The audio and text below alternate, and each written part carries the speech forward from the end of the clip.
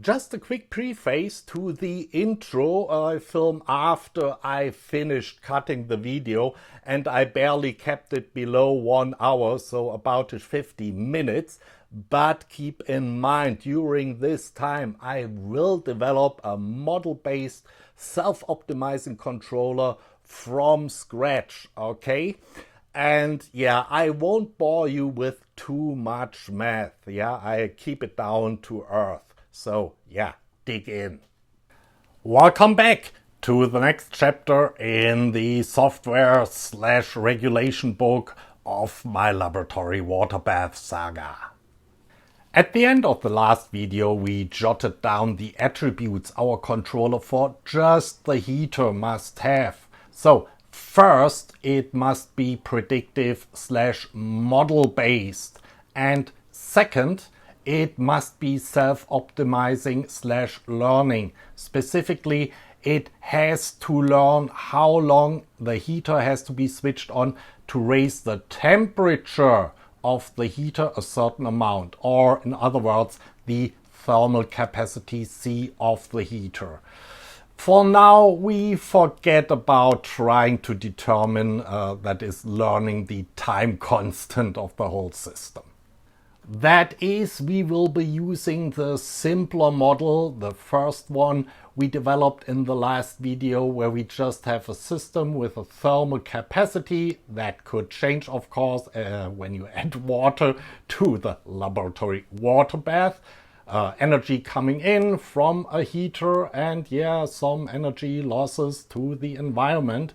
And we will totally ignore the much more complicated second order system model we developed later on.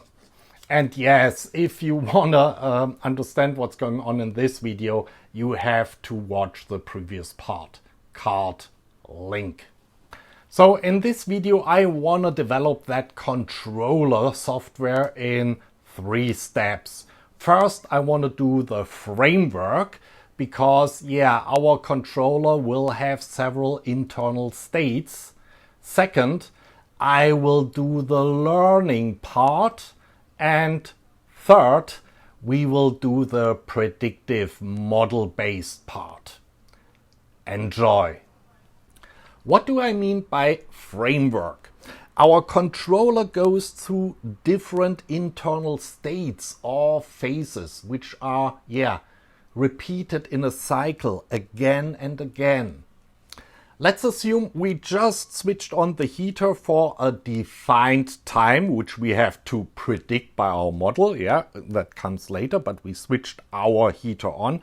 Then we have to monitor what is happening with the temperature until we get to the peak temperature and the temperature has stabilized.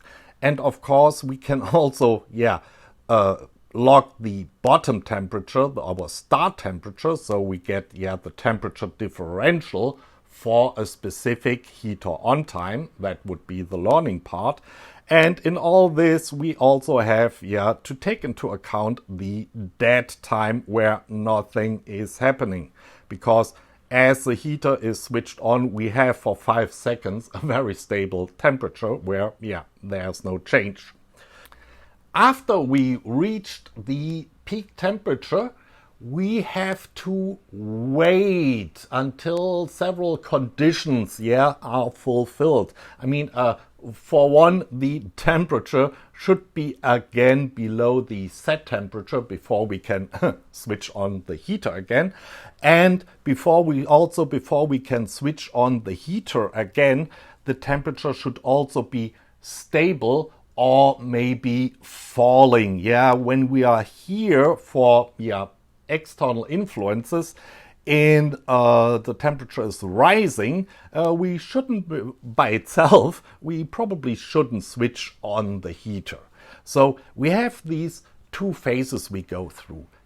We monitor after we started heating, and then we wait until we can heat again.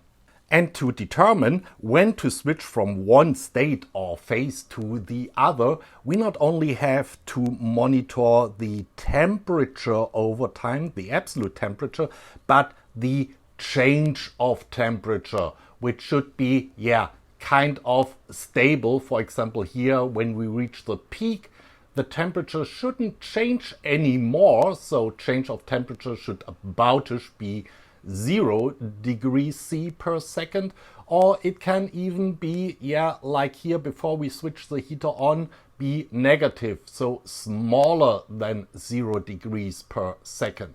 And the change of temperature is called in math the derivative of the temperature, also denoted as T prime. Sorry for the math, but it's basically the change of temperature over the amount of time that has passed. Or, since we don't really have a continuous temperature curve, but measuring every currently 500 milliseconds, it's basically the temperature as a certain time minus the temperature at that time minus our, time delta 500 milliseconds divided by our time delta of 500 milliseconds. Let's see how that derivative looks like. And it looks like this. I modified the code. We will have a look at it in a second. But anyway, the blue line is my set temperature. And yes, that's from a test run I did offline.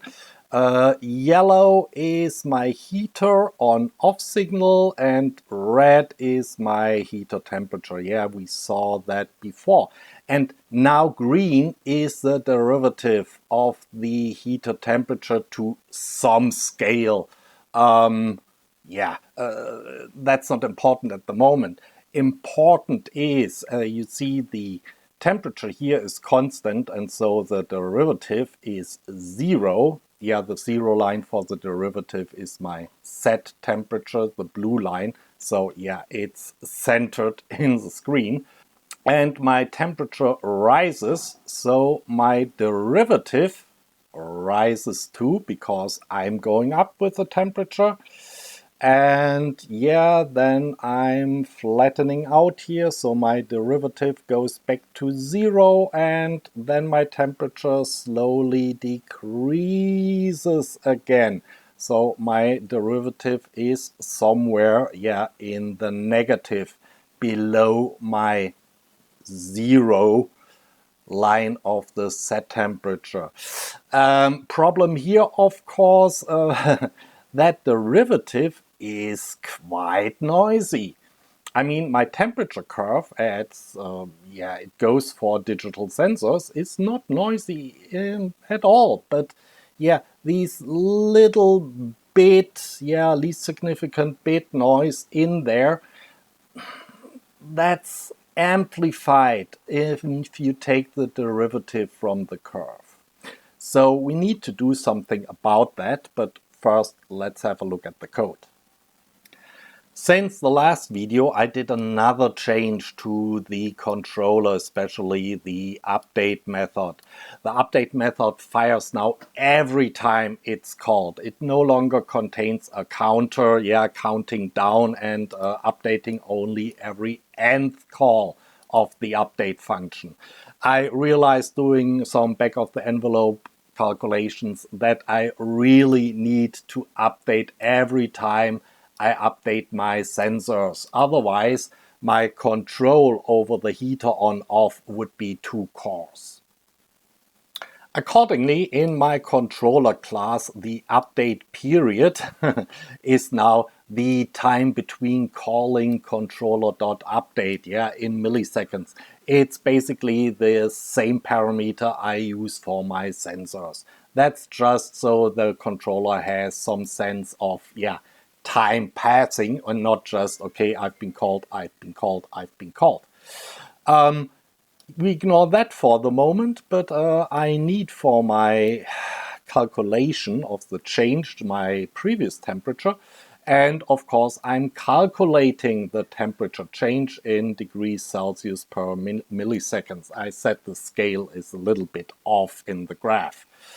Nothing new here. the controller, the constructor, now gets the update period in milliseconds. Yeah, what's the period between calls to controller update? We ignore that for the moment. Temperature previous is initialized. So yeah, to calculate the change, I need two temperatures, the previous temperature and the actual temperature. Temperature previous is initialized as not a number, and the temperature change is initialized as 0. That's all the changes here. I'm still using that bang bang controlling from the last video, but the control structure around it, which just executed it every nth call, is gone, as I already told you. And that's all the new code for the derivative stuff. So if I get my first update and temperature previous is still not a number, then I set simply temperature previous to my actual heater temperature, which I get passed to my update function, okay? And yeah, then the temperature change is equal to the heater temperature, or my actual temperature, minus the previous temperature, divided by, over time, the update period. Okay, and then my previous temperature for the next call is equal to my heater temperature. And I have an additional method here which gives me back the temperature change. And of course I use this controller temperature change method to print out that temperature change in my serial print function, and I multiply it by 10,000. You do the math, I just choose that so it would fit nicely onto the screen.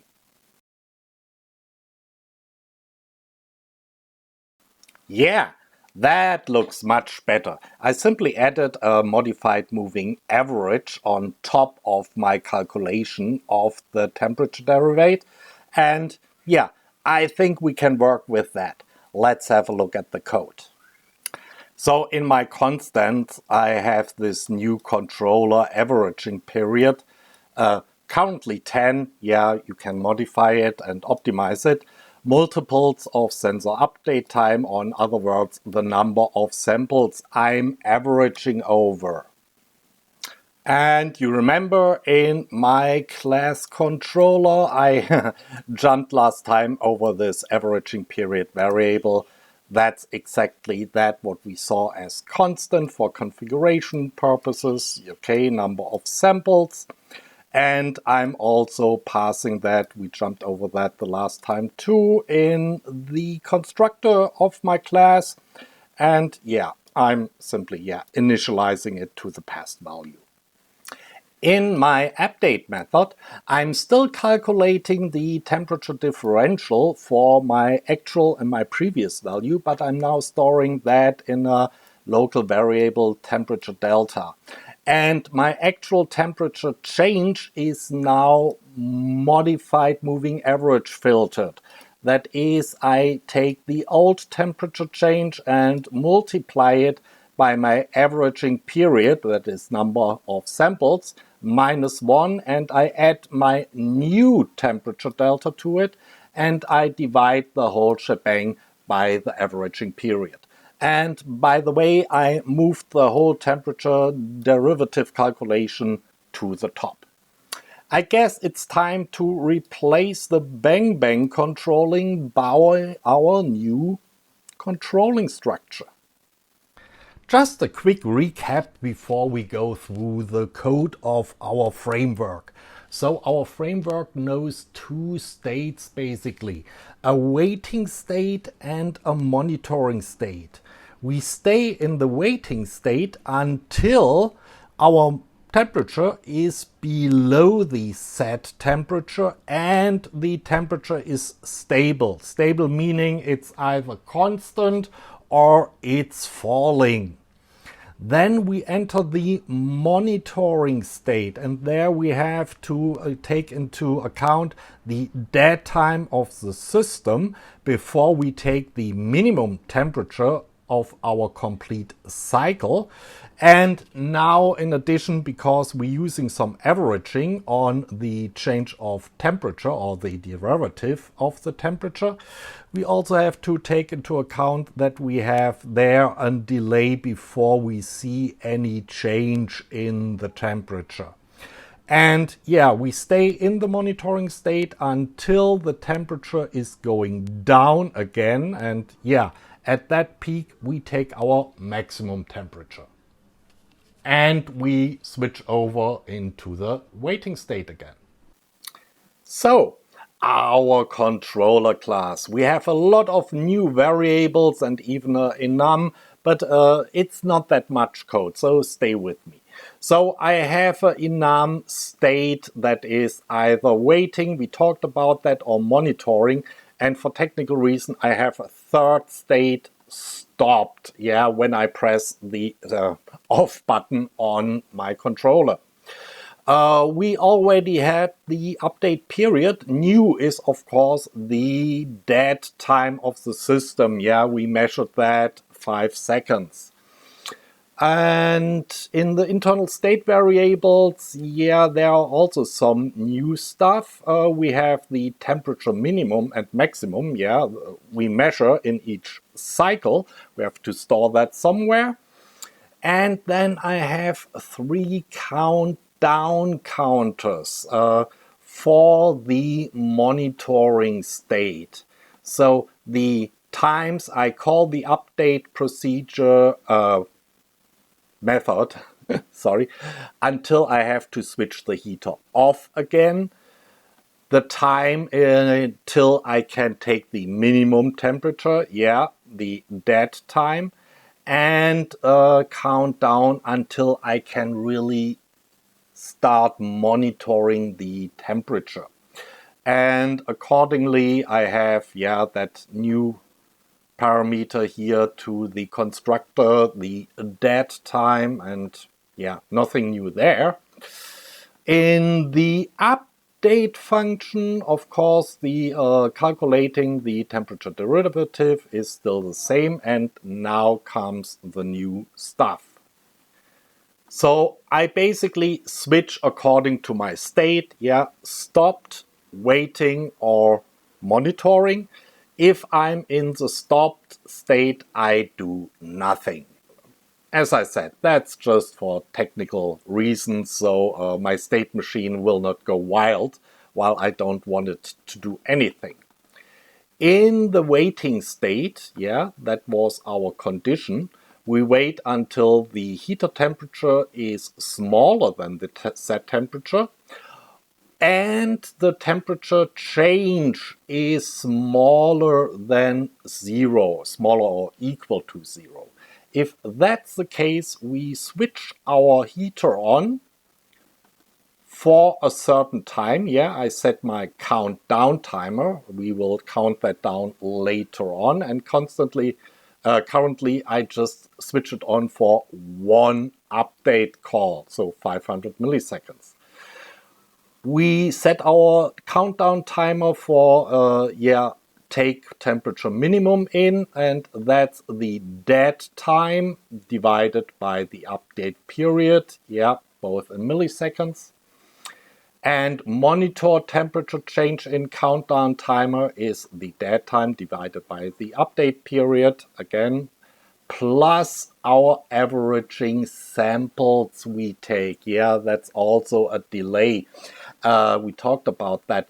And I renamed in all the code averaging period into averaging samples, because it was not really a period, it's a number of samples we take and average. And I switch my state to state monitoring. And in state monitoring, first I look if my countdown counter for the heater is still greater 0. If that's the case, I decrease it. And if I reached 0, heater goes off. Then I take my countdown counter for take temperature minimum, and it decreases, and if I reach here 0, I set the temperature minimum to the current heater temperature, and just so it has a defined value, my temperature maximum also to the heater temperature. Okay, last countdown counter, monitor temperature changed in. So as long as that is greater than 1, we decrease it, like the other ones. But then if it reached 0, we actually start doing stuff again and again, not only once. Therefore the else. And if the maximum temperature is smaller than the heater temperature, then our new maximum temperature is equal to the heater temperature. And if our temperature change is smaller or equal 0, we reached the top of the hill, then heater on is false and we go back into the waiting state. And that's all. Break. That's the whole framework. I have 2 more little methods here, a start and a stop, to control the controller. Start goes into the state waiting, and stop puts the heater on to false and goes in the state stopped. That's it. And in the main loop, I use these controller start and controller stop methods, in conjunction with my bottom object. So if I press heater enabled, I say controller start. And if I disable the heater, that was there before, I switch it off immediately and I say controller stop. Finally, I have here at the top at my constants that new constant dead time in milliseconds. So we measured that 5 seconds dead time for the system. Now let's see how that looks like as a graph. So my controller is currently off. My heater temperature is aboutish 26 degrees. And we have still a wee bit of noise here on our derivative, and our set temperature is 29 degrees. And now I switch the controller on. And what happens? We see our heating element was switched on for a very short time. And now after the dead time and everything, our temperature starts to rise. And hopefully, internally, we measured here the min temperature, and as soon as we are here at the top and our derivative goes negative, we should take our maximum reading. So everything's very slow, not much is happening.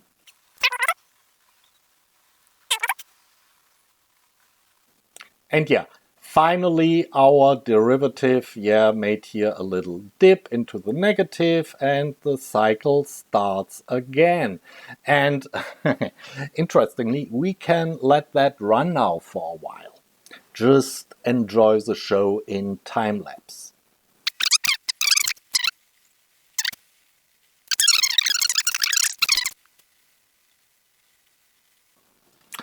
Okay. What you can see here is we are basically finished, because even, that framework is slowly but surely creeping up to our set temperature. Might take a while. Anyway, we see, or I see, 2 problems here. First, at the small temperature changes, the noise is getting to us again. We might have to do something about that. But it's an immediate thing I'm seeing here is, we are waiting here far too long until we go again into the monitoring cycle. because yeah, it looks like 0, but it's probably something like 0.00001 or so. And therefore, yeah, we're waiting here far too long until we go in the next state. So we have to optimize that. Give me a second. Yeah, I'm staring for a while now on these curves, and I have optimized that limit parameter, but yeah, the bottom line is when we're approaching here 0, we are not dragging that out until we are at a millionth, so 0.00001 or so, before we go into the next phase. We do that now when we reached a certain limit. I'll show you in the code. So in the code, I no longer compare my temperature change to 0, but to a change limit, and I do the same down here when I'm in the monitoring state, so to see when the temperature is going down to again. Then I'm also comparing it to the change limit.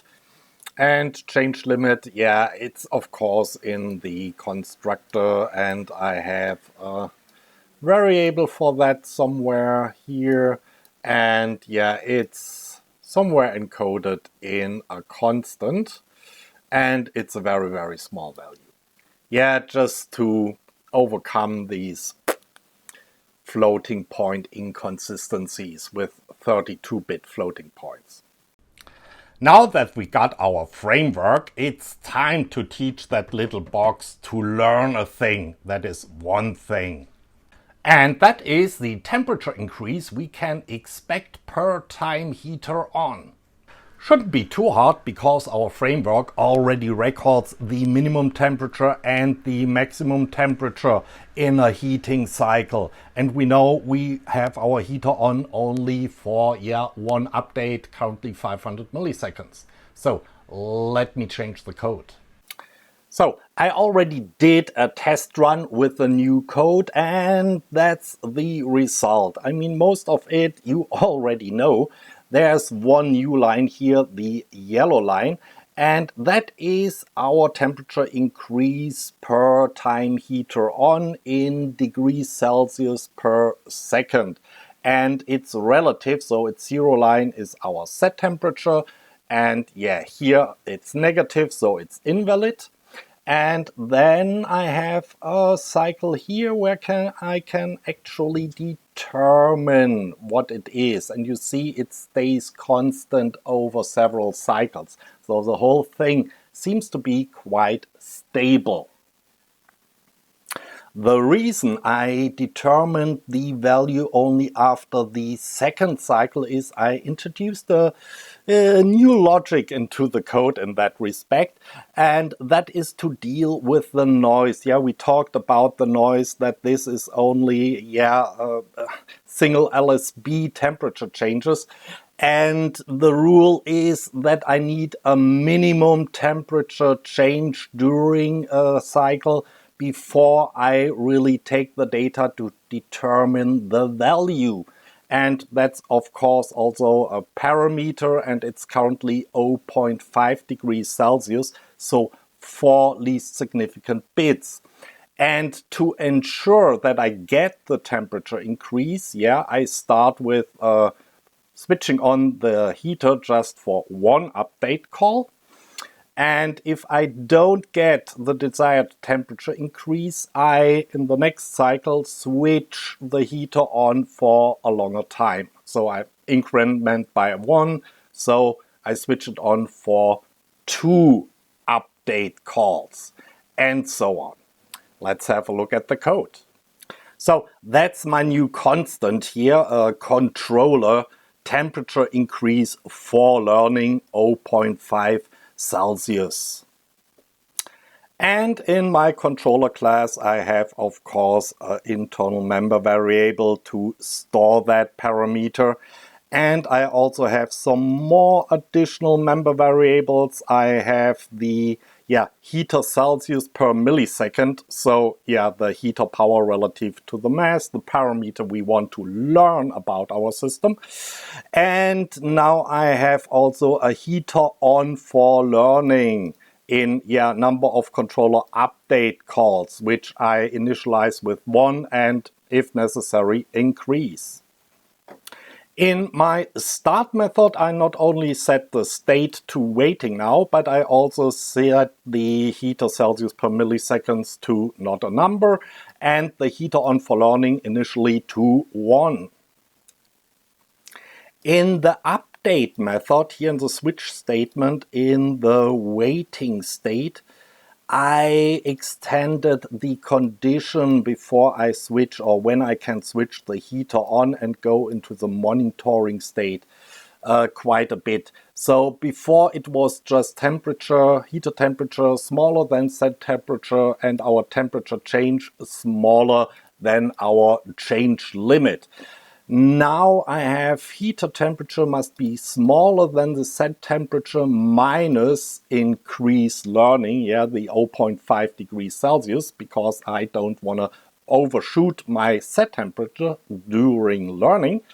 And this is a little bit more complicated. This is the heater temperature smaller than the set temperature minus, and this is the heater on for learning, that is how many cycles or update periods times the length of the update periods and times, our heater Celsius per millisecond. So that would be the expected temperature increase when we switch the heater on. And this is obviously only a thing when, we already have determined a value for heater Celsius per millisecond. And here in our monitoring state, we have to go down where we start actually to monitor the temperature change. And there is only a little additions here. So when the temperature change is smaller than change limit, so we are at our peak, I still go into the waiting state again, I still switch off the heater. But now if the temperature maximum minus the temperature minimum is bigger than our increased learning that we need at least, then I calculate my heater Celsius per milliseconds, and yes, that's the temperature maximum minus the temperature minimum divided by the update periods of 500 milliseconds times heater on for learning. That is how many update periods we had the heater on. Otherwise, I don't set that value and I set heater on for learning to heater on for learning plus 1. That's all the changes to the code, and now our system is learning our model constant. Yeah, well, I couldn't leave good enough alone. I didn't like using that controller change limit variable, which is a very small 0.00001 degrees Celsius per millisecond. We just need that because we are using a modified moving average. Here I showed it you in the code. So the filtered value at the point t is the new value at the point t plus 1 minus n. That's the number of our samples times the old filtered value over n. Modified moving average. And if black is our value, that is our temperature differential, then the filtered, moving average filtered temperature differential at such a step looks like that. And in theory, you can Google it, that's equivalent to an exponential moving average with an alpha of 1 divided by n. In theory, that never reaches the black line. It only approaches it asymptotically. So, because we're using 32-bit floats, at some point, the difference is so small, it becomes 0. But, we had to wait quite long. So, for comparisons, I added that parameter, and I want to get rid of it. And the bleeding obvious solution to my problem is to use a real moving average.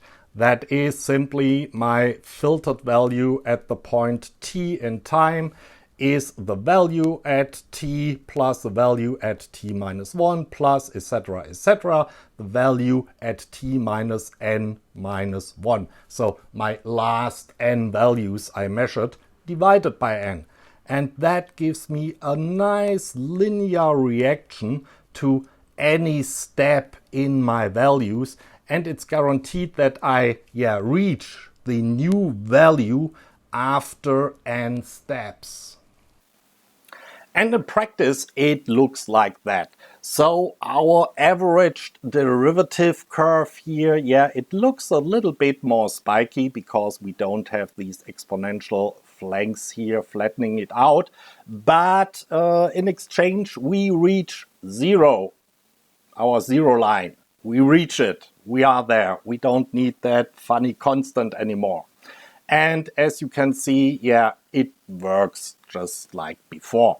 One detail, you might notice here that our temperature increase per time heater on is fluctuating a little bit. This is again LSB error between different measurements. We will have to deal with that later.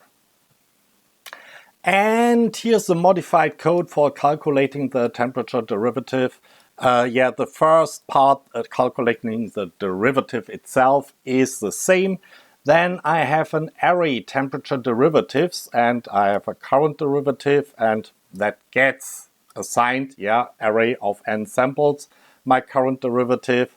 And the next current derivative is simply, the next one. So I'm doing a round robin in that array here. And my temperature change is 0. Then I add up all temperature changes in the array, and then I divide that sum by the number of averaging samples. And that's it, a box standard moving average. The only thing left to do is to get that box actually controlling the heater temperature now, and with all the work we've already done, that shouldn't be too hard. Let's do it the other way around this time and first have a look at the code in the controller class for regulating the temperature, and then see it work for the first time live. Anyway, the first addition here is I have a new enum mode, which distinguishes if we are learning or if we are actually regulating the temperature. We've done already the learning stuff. Another minute change is that variable here, heater on 4, that was named heater on 4 underscore learning. I'm using it for learning and regulating, so I just renamed it. Consequently, our start method sets the mode to mode learning, and our stop method, just for safety reasons, the mode back to mode learning. So when we start, we learn. After we stopped, we learn. The first major change is, of course, in our update method. Calculating temperature derivative is unchanged. But in the controlling section, I have now simply a switch statement that, according to the mode, either calls, when we are mode learning, the private learn method, or if we are actually regulating, the private regulate method. The learn method contains all the code we've already developed with just one minor change, and that if we actually have learned our heater Celsius per millisecond, then I switch the mode into mode regulating. The private regulate method is basically a copy and paste of the learn method with a few little tweaks. So, for example, here the heater temperature has to be smaller than the set temperature minus the heater temperature times the update period, so the smallest possible temperature increase we can achieve. The rest is the same. heater on true is the same, but heater on 4 is now the set temperature minus the heater temperature. So yeah, how far we are below our set temperature, divided by the heater temperature, heater Celsius per millisecond, times the update period. So our temperature increase we can achieve per update period. And then heater off in is equal to the heater on 4. And then we go to state monitoring like before. The rest is really the same. But for another little change where I start monitoring the temperature. And here, yeah, there was an else when my temperature maximum minus temperature minimum was, yeah, smaller than my minimum increased learning. Then I increased the heater on 4 by 1. But now we are calculating the heater on 4 based on the learned heater Celsius per millisecond. And I still, while in heating mode, always correct that variable. So yeah, temperature minimum minus temperature maximum divided by the time the heater was on. Now let's see what that thing does. Okay, here goes nothing. So we are a little below 24 degrees with our heater, and yeah, I'm feeling lucky, so I set the set temperature to 40 degrees and yeah, switching on.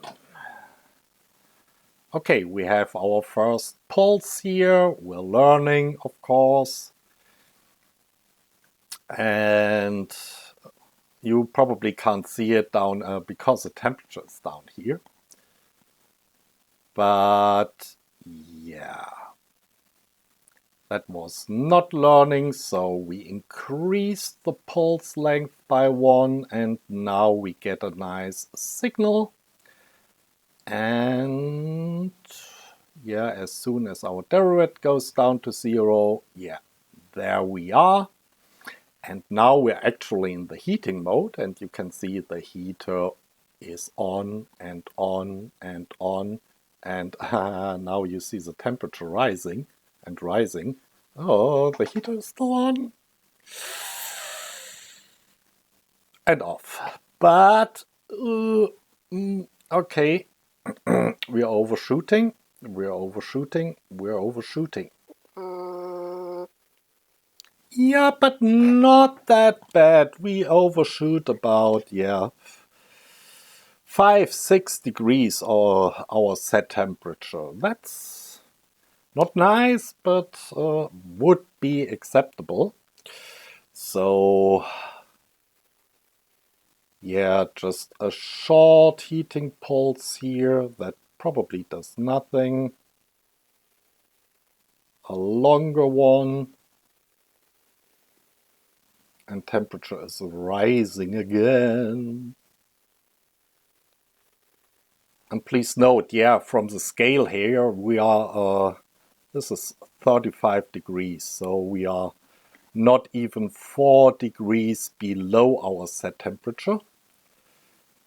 And yeah, you also see it's constantly learning, optimizing the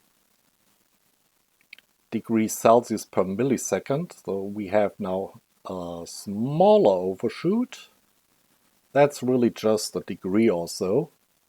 That's perfectly okay.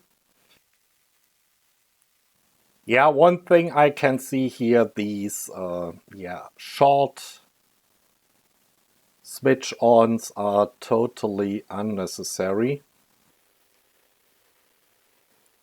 I would have to look into the data exactly, numerical values, why they occur. But we are now regulating within, plus minus half a degree.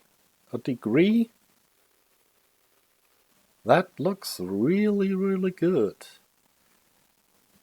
Would be perfect, but for that, 5 degree overshoot. That's not nice. That's really not nice. I mean, one reason we do have this 5-degree overshoot here is obviously our, Celsius per millisecond. The first value we learned is not right spot on. And that's probably because our minimum temperature increase for learning is 0.5 degree Celsius. And that's just 4 least significant bits. So still an error just from the temperature resolution of plus minus 25%. That's a little bit much. But hey, look at that. It's stabilizing nicely. And it also stays within 0.5 degree below our set temperature, no longer overshooting. The scale will change in a minute, and then we have a better view of what's going on. That looked like a big overshoot, but that's actually only our scale change 1 degree Celsius. And then we go down again this time. These single switch ons, they are a little bit, unnerving to me. But hey, it's regulating. Let's try something.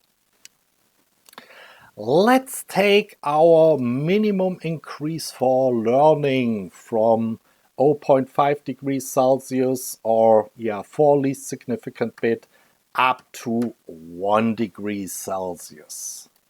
Okay, I moved my face into the other corner so you can see the actual heater temperature, how it's developing, switching on now. And our first learning on of the heater.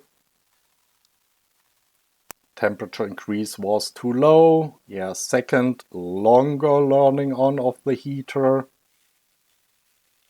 Temperature increase is still too low.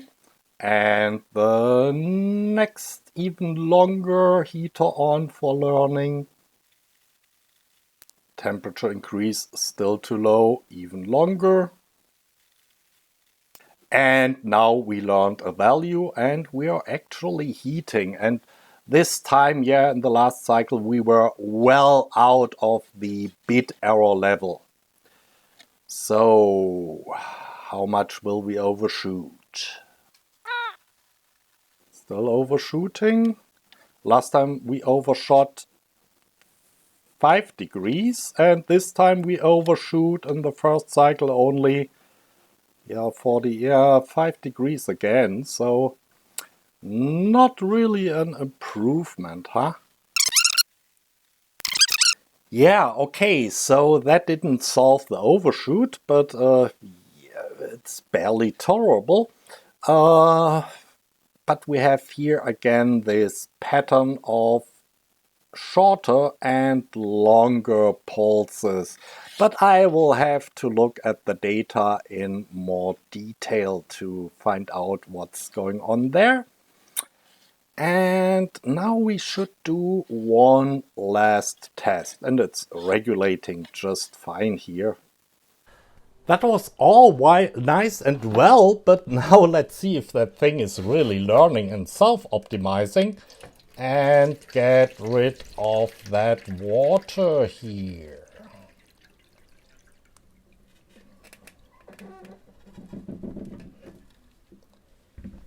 Okay, I tried that out completely and then we do a last test run. Okay, let's do this. Dry bath. Switching on. First learning pulse. Second learning pulse, because temperature increase was too little. And we learned the temperature increase per heater on time in 2 pulses because we have less thermal mass now. So we'll see how that works. So of course we're overshooting, but we switched off pretty early. 3 degrees overshoot. No, I'm wrong. 8 degrees overshoot. 12 degrees overshoot. So yeah, we have an overshoot problem here. It's not like it's overshooting, as extreme as our Bang Bang controller, but still. And everything is, of course, going slower now. And after that overshoot, we corrected our temperature increase per time heater on dramatically. This might actually take a while until this is down again at our set temperature. So yeah, I just let it run. Oh, almost missed that. Yeah, we fell under and we heated again. And we reached a stable temperature. Yeah, definitely stable temperature now. Which is a wee bit 1 degree or something like that below our set temperature. Yeah, 1.2 degrees, 1.5 degrees. But yeah, it's regulating. Ooh. Yeah, I have to think about that one too. Anyway, let's stop the video here because I really have to do a lot of thinking about the different effects we saw here. Okay? Okay, that's enough for one video. It was kind like a tour de force, wasn't it? But we developed for our little box here a model-based self-optimizing controller. Yeah, at least for the heater temperature, and that's quite an accomplishment, especially because that controller works. It doesn't work perfectly. Yeah, you have that overshoot the first time we're heating up. We have to get that somehow under control. And it regulates the temperature just, within plus minus 2 degrees. I would have liked to regulate it within plus minus 1 degree. But yeah, that's optimization, and I have to think about that. So, till next time, bye.